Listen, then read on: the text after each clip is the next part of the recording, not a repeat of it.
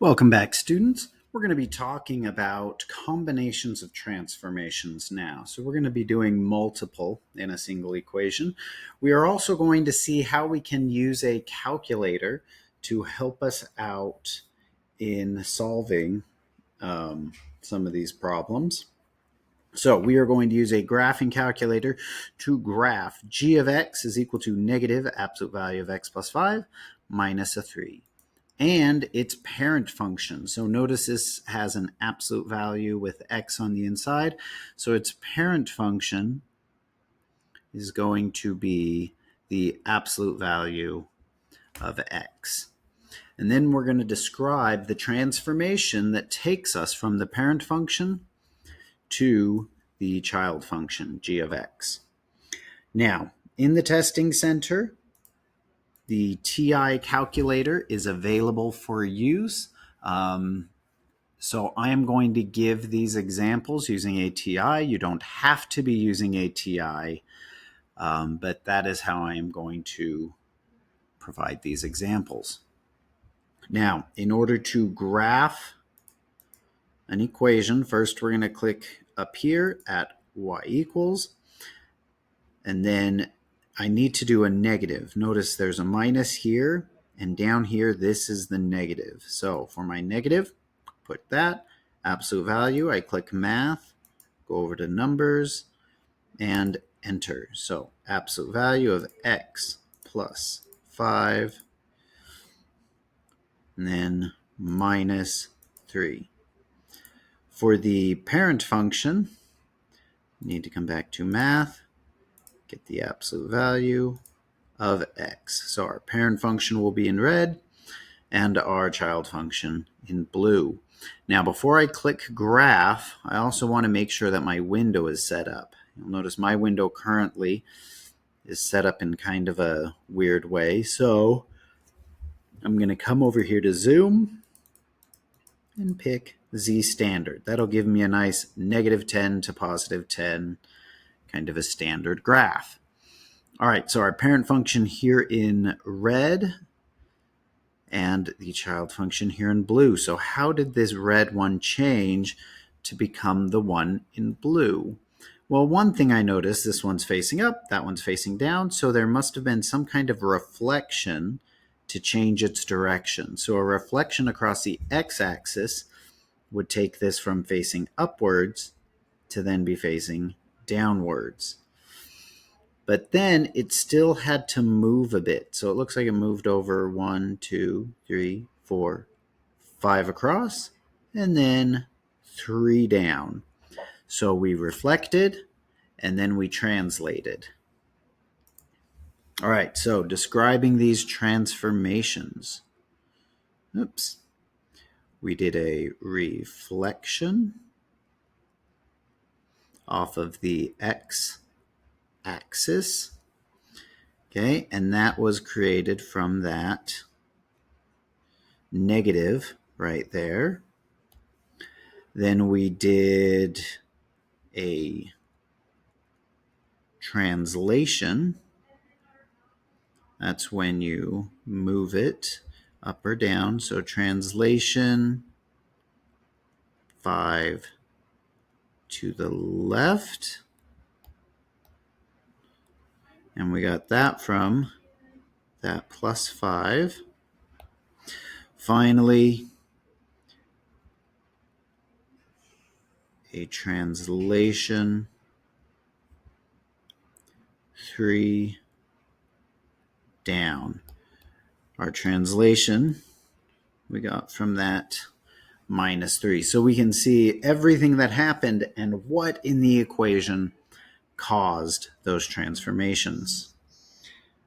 All right, so let's come over here and let's look at this one. So the table to the left shows the height, y, of a dirt bike x seconds after jumping off a ramp.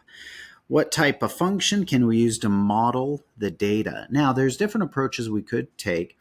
Today, though, we've been focusing in on the visuals, taking a look at what they look like and then figuring out how that should change or what type of family function we must be seeing. So let's graph this. Let's go back over to our graphing calculator. Now, in order to graph all those points, we're going to have to put them into a table into the calculator. The way this is done is by clicking in Stats, Edit, and now here's all their lists. By default, I'm just going to put all my X values into list 1 and all my Y values into list 2. So I've already got that done. Those are in there, but notice even though those were in there, we didn't see them when we graphed. And that's because you need to turn the stat plot on. So in order to do that, second, stat plot, press enter there, and we are going to press enter to turn this on. It's currently set to a scatter plot. Our X list is set to list 1, Y list set to list 2. And now there's one more thing we need to do. In order to see all of these points clearly, I need to adjust my window. Now there's two ways you can do it. You can do it with just zoom stat, which is great. It automatically adjusted things so that all my points would show up in the graph. One thing I'm missing though is I can't really see the x-axis. I would love to see that. So I'm going to put my y-min down to a -2. Oops. And now I just made the mistake. I was talking about I need to use the negative button, not the minus button. There we go. All right, and there's a remnant from our last graphs. Okay, but we can see this shape, and what I'm noticing is that it's kind of an upside down curved U. So going back to our sheet, I notice that these curved U's we've been calling quadratics. So this is likely a quadratic function. Okay, and then we wanted to identify how much or how high it would be at 1.75 seconds. All right, so here we have 1 second here in the middle, 2 seconds right there at the end.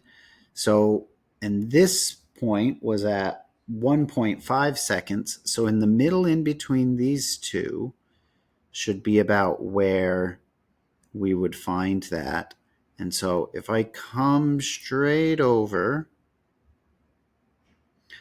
I could estimate that that's going to be at about right there. So let's just count down 1, 2, 3, 4, 5, 6. And I know that that point was up at 8 just based off of my table. So 6 more than 8, I'd put it at about 14.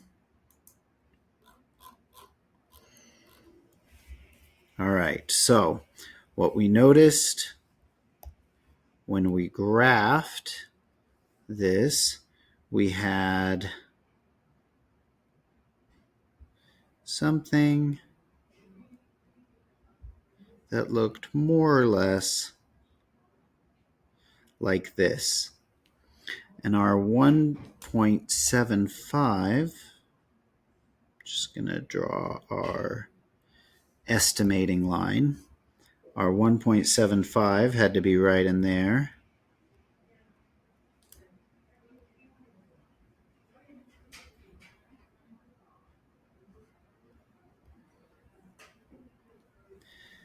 And we estimated it at about 14. Okay, so we'd expect it to be about 14 feet high after 1.75 seconds.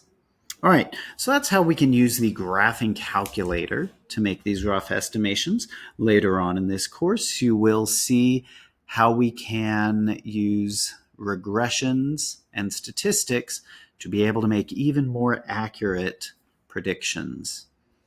Hope this helps. Good luck on your assignment.